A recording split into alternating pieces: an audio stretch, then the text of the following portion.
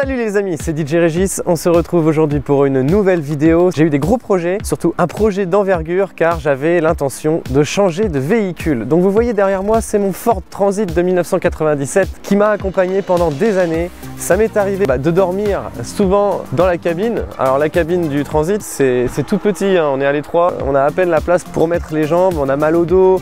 Le lendemain, le dimanche, on est fatigué, on a envie de rien, on est au bout de notre vie. Mais pour les DJ qui sont comme moi, qui veulent donner de la qualité, qui donnent de leur énergie au maximum, souvent, on a besoin de 48 heures pour physiquement retrouver toutes ces capacités. Alors, qu'est-ce que j'ai fait? Tout d'abord, j'ai souhaité changer de véhicule. Je cherchais un véhicule pas trop cher et puis assez grand pour avoir le potentiel pour mon projet. Donc mon projet, c'était d'avoir à la fois un véhicule utilitaire et puis aussi une partie aménagée type camping-car avec les commodités d'usage comme une douche chaude, un lit, un lavabo. Ça paraissait assez fou, mon entourage m'a dit mais c'est un truc de dingue que tu veux faire encore. Mais je me suis dit allez, j'y vais, je fonce. Et il y a parmi toutes les annonces sur le Bon Coin un modèle qui a retenu mon attention. C'est le Volkswagen LT35. C'est la version la plus rallongée et la plus rehaussée. C'est un des seuls qui me permettait d'être debout ou quasiment debout à l'intérieur vu ses dimensions. Donc j'ai focalisé mes recherches sur ce modèle et j'ai attendu le Saint Graal, c'est-à-dire l'annonce qui correspondait à mes critères de recherche en termes de budget, de kilométrage aussi. J'ai décidé de partir le chercher. Voici les photos, regardez un peu dans quel état il était lorsque je l'ai acheté. Une fois arrivé sur place, j'ai découvert un camion un petit peu abîmé, un peu plus que ce que je l'avais imaginé.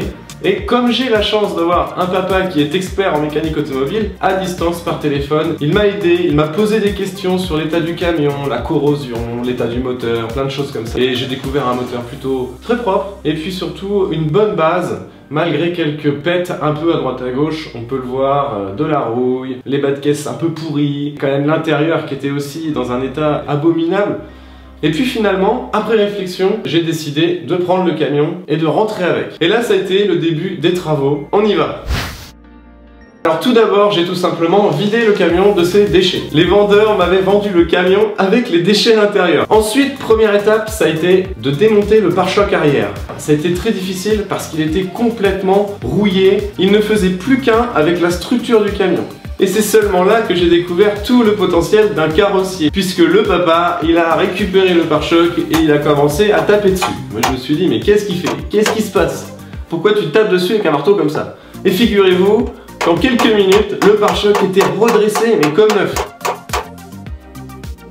L'étape d'après, ça a été d'enlever le plancher dans le camion pour pouvoir déjà découvrir ce qui se cachait en dessous. Et là, notre découverte a été géniale. Encore une surprise, de la crasse partout dans le camion. Ça m'a mis un temps fou à tout nettoyer. J'ai dû buriner la peinture partout à l'intérieur du camion, les pots de peinture déversés.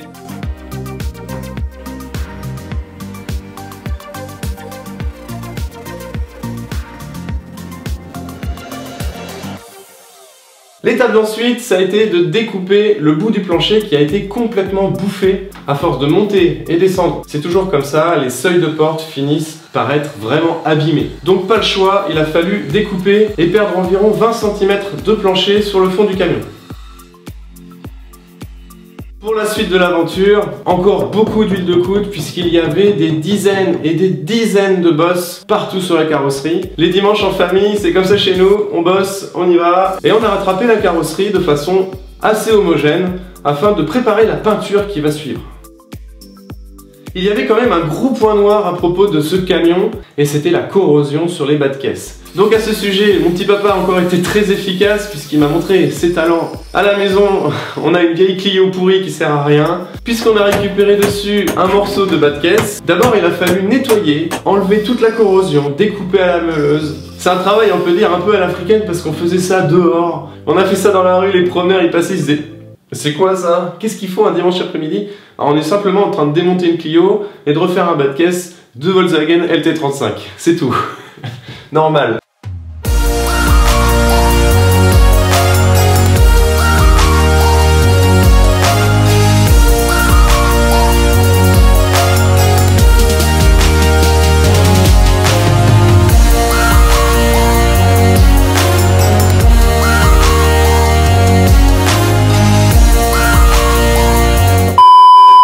Ensuite, on a eu une bonne semaine de gros travail de préparation, ponçage, mastic, ponçage après, et ensuite projection d'un après, et ensuite on est passé à la peinture. Un moment que j'attendais depuis longtemps, puisqu'une nouvelle peinture sur un véhicule en change véritablement l'aspect esthétique. J'ai choisi pour ça une peinture gris mat, qui pour moi représente le côté sobre et à la fois sérieux d'une entreprise de sonorisation et d'éclairage qu'on représente nous en tant que DJ.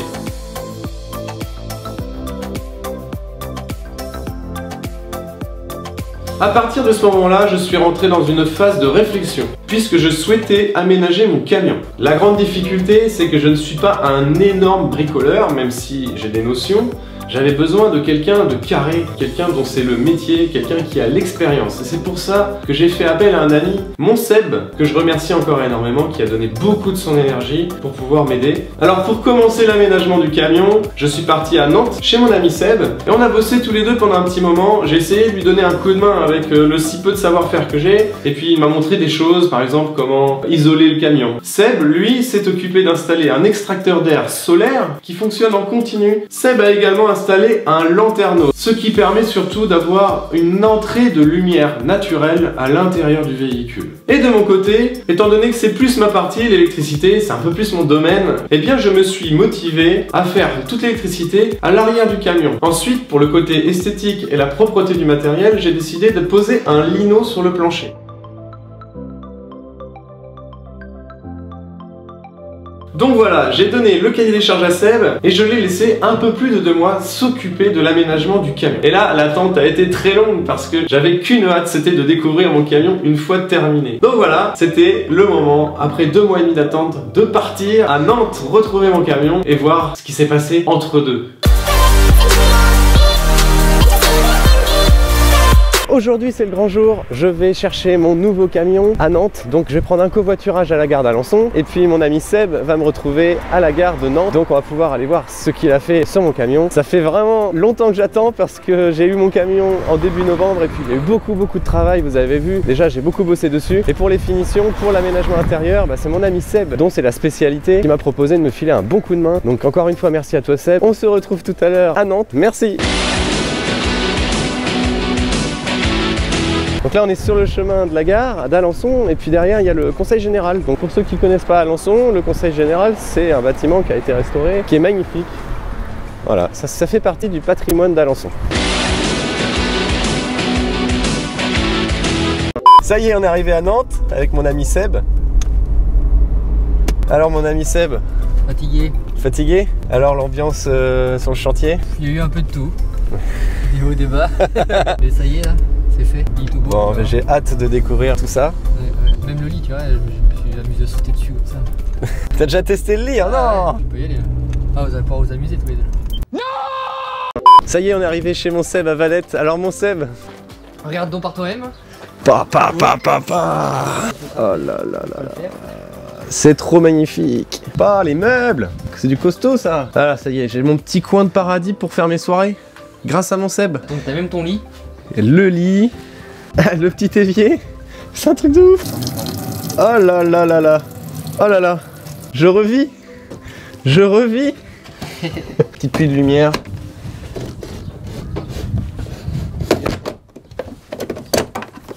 Ah ouais, ça c'est bon ça. Petite douche quoi. Douchette. Ah, le système de chauffe-eau, ça c'est bon ça. Donc tu vois en fait le lit, ça se range comme ça là. D'accord. Il arrivera à peu près par là quoi. Tu t'es allongé dessus? Ouais, tu peux. Ouais.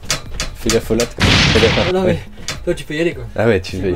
Mais ça c'est bien, ça va me faire du rangement pour mes câbles. Bah là il y a plus de place que prévu. Tu vois mon copain, c'est beau. Ouais, là c'est beau. Ouais. Pour les DJ, je pense que vous êtes au courant, c'est toujours la galère quand on range de nuit, puisque souvent on range il est 4h, 5h, 6h du matin, il fait nuit. Et moi je voulais pas mal de lumière dans mon camion. Il y a 3 lumières dedans. Petite lumière pour la douche ici, étanche. Il y en a une derrière moi. Et puis il y en a une aussi au niveau de l'espace cuisine, là, du petit coin cuisine. Et puis aussi au-dessus du lit, la petite lumière d'appoint, lampe de chevet. Ah, il y a aussi les lumières pour la porte latérale, pour charger le matos. C'est fou la LED. Ah c'est fou, ouais, c'est clair, c'est puissant. Ça va changer du Ford Transit. Ah bah ça c'est clair. Ah là, il y a de la longueur, il y a de l'espace. C'est surtout pour mes clients, parce que mes clients me demandent de plus en plus d'aller loin, partout en France. Je peux partir une semaine à l'autre bout de la France. Le but pour moi, ça a toujours été et ça le sera toujours, c'est d'offrir de la qualité à mes clients. Et pour ça, il faut avoir des bonnes conditions de travail. Ça, je l'ai compris au fur et à mesure des années aussi, parce que le physique finit par trinquer au bout d'un moment. La possibilité de se laver les mains, de pouvoir se préparer un petit sandwich ou boire un coup, ça va pas être du luxe. C'est clair. Petit plan de travail là, c'est sympa ça. Regarde-moi ça. Je t'ai pas montré ton lit? Fais-moi voir le lit, allez vas-y. Première étape, faut que tu mettes absolument cette cale là. T'as un appui ici. Alors on avait réfléchi à un système comme ça parce que ça permet de relever le lit et de gagner de l'espace. Bon alors fais-nous ta pub mon Seb, parce que toi tu fais quoi exactement? Je fais un peu de tout ce qui est préparation esthétique des véhicules, pose des films solaires, nettoyage. Des trucs compliqués comme ça, bah, c'est moi qu'il faut aller voir. Donc Seb il était spécialisé dans l'aménagement de véhicules, et puis maintenant ta boîte ça s'appelle comment? Darkness Auto. Darkness Auto. Si vous avez besoin de lui pour faire des vitres teintées, c'est l'expert pour ça. Il intervient sur toute la région de Pays de la Loire jusqu'en Bretagne, Vendée, je me déplace, D'accord. pas de problème. aménagement de véhicules, vitres teintées, c'est le spécialiste. On va continuer le petit tour. Ah ah ah, le bonheur, le bonheur. Les amis, je kiffe. C'est énorme. Si tu veux prendre ta douche, c'est très simple, mais il faut commencer à l'avant. Ah, oui. Allez, on va à l'avant. 3 interrupteurs. Là, le premier, on en parlera après. Ouais. Celui-ci, c'est pour le chauffe-eau. Donc si tu veux que ton chauffe-eau fonctionne, Ouais. même ta pompe pour la douche, Ouais. tu dois l'allumer. T'as un D'accord. voyant, comme ça D'accord. tu sais qu'il est allumé. Celui-ci, on en parlera après aussi. Ok. Alors, je t'ai fait sortir la commande de la douchette. Ta douchette, elle est fixée ici. Ouais. T'as du rabot en tuyau. T'allumes simplement la pompe ici. Et c'est magique. Et une douche chaude. Tu peux choisir la température de ton eau ici, avec le mitigeur. Ok. Et puis bah tu peux mixer un peu comme tu veux quoi. Ok. Pour un DJ, c'est bien. Pour un DJ, c'est bien. Du coup, le seuil de porte, parce que ça c'était un gros truc, tu m'avais dit, Ouais, t'as galéré un peu, on a ouais. eu un peu de tout comme idée. Du coup, je suis allé voir une entreprise près de chez moi qui fait un peu de tôlerie quoi. Ouais. Et je suis allé voir avec mon idée un peu farfelue d'avoir un gros seuil alu et un bac à douche en même temps. J'ai été pris au sérieux et puis voilà, on est parti sur un beau projet d'avoir un gros seuil alu. Au moins tu peux D'accord. charger, tu peux taper, tu peux faire ce que tu veux. Tu nous fais une démo avec les rampes et le diable là? Vas-y. Ah là là.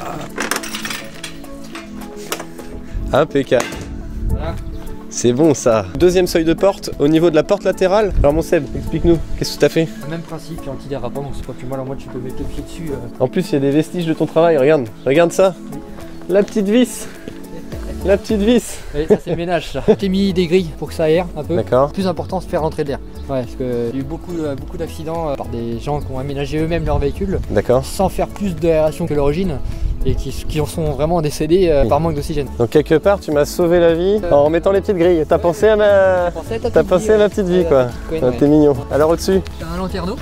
Ok. Donc là à l'endroit où tu filmes normalement on doit voir l'aérateur. Il tourne pour extraire l'air. D'accord. Comme ça t'as un circuit d'air continu en fait. Ok. Donc il est solaire, il tournera toute la journée et c'est largement suffisant. Un peu plus derrière t'as ton lanterneau, c'est très bien pour faire un vrai puits de lumière à l'intérieur du véhicule. Et il est très bien isolé, je pense que tu auras besoin d'air un peu l'été. D'accord. Ouais. Ok. T'as aussi le 220. 220. Donc ouais. tes deux prises là-bas, en fait, pour t'en servir, il faut que ici tu branches donc ta prise caravane. Donc tu as pu voir là-haut une forte puissance d'éclairage. J'ai vu ça, ouais. Tu as la caméra de recul aussi qui a été posée. Caméra de recul. Voilà, carrément quoi. Ouais. Au moins tu serais tranquille, tu pourras reculer tout en voyant. Donc elle est infrarouge, donc en plus de nuit, tu pourrais très bien allumer tes gros spots, hein, mais même sans les mettre, tu pourrais reculer de nuit sans problème. Donc là on se sert plus du chauffe-eau, donc on va l'éteindre. Et on va allumer celui-ci, qui a allumé les deux gros spots derrière. D'accord. Alors voyons ça. Ça doit ouatter ça. Ouais, ça éclaire très bien. Ouais, ça éclaire super fort. Du coup, dans la même idée, il y a ceux de la porte latérale, donc on en a parlé tout à l'heure. Cette fois-ci, l'interrupteur est à l'intérieur. D'accord. Parce que si tu en as besoin juste pour éclairer l'intérieur, tu as juste à les pivoter. Ah là là. Le but, c'est quand même de les avoir ici pour avoir. T'es un fou toi. T'avais besoin, j'ai fait. tu demandes. C'est un fou. Donc du coup, tu as aussi les deux mêmes lampes LED à l'avant que sur la porte latérale. D'accord. Donc tu appuies sur cet interrupteur là et du coup tu as deux gros, ça peut te servir d'anti-brouillard, Ouais. mais ça éclaire très suffisamment pour ne pas... Voilà, Ça watt. Ouais, ça watt. Ça watt sévère, mais apparemment ça watt. Avec tout l'éclairage que tu as, tu pourrais être dans le noir complet, tu pourras éclairer l'avant, le côté et l'arrière de ton camion pour charger en toute sécurité. Genre au milieu d'un champ, des fois je fais des prestations de mariage, c'est dans des barnums à l'extérieur. Quand on doit charger le matos, souvent il fait nuit. Voilà, ouais, là t'éclaires devant, t'éclaires sur les côtés, t'éclaires derrière, là t'éclaires faire tout le tour de ton camion, t'es tranquille. Tranquille. Zéro danger. Bon alors, on a fait le tour. Bah ouais, voilà. Ah, je suis super content. Bah c'est fait. Je suis super content. Quelles sont les raisons pour lesquelles tes clients demandent à mettre des vitres teintées? La discrétion. Ouais, Discrétion. pour cacher Discrétion. mettre des affaires derrière sans avoir trop de problèmes. D'accord. Les enfants aussi, je crois. Surtout les enfants, ouais, parce que du coup, selon la teinte, donc le soleil ne pénètre pas dans la voiture, ou Ok. très peu. Donc du coup, on n'est pas ébloui. Troisième gros point où la plupart des jeunes, c'est l'esthétique surtout. Ouais, c'est l'esthétique. Ouais, voiture. ça reste un métier, faut savoir le faire aussi. Donc pour conclure les amis, merci beaucoup encore de me suivre. J'ai passé beaucoup de temps sans faire de vidéo parce que tout simplement j'étais sur ce projet assez énorme puisqu'on n'était que deux à la base sur ce projet là. Aujourd'hui c'était la découverte de ce camion. Là franchement, tu l'as bien pimpé. Hein. Ouais, Il est customisé à mort. Bah, il est très utile. Ouais, voilà. un vrai utilitaire. Ouais, c'est ce que je voulais, de l'utilitaire adapté au DJ. J'espère que ça en inspirera certains d'entre vous. Et puis pour les curieux, les personnes qui découvrent un peu mon univers, moi j'essaierai de faire des vidéos un petit peu dans tous les univers, tous les domaines du DJ, comme ça. Vous pouvez continuer de me suivre sur la chaîne DJ Régis, la chaîne YouTube, mon site internet www.djregis.fr. Et puis encore une fois, je mets en bas de la vidéo la description, les liens et puis le numéro de téléphone pour Seb si vous avez besoin de ses services. N'hésitez pas. Allez, à ciao les amis, à plus tard.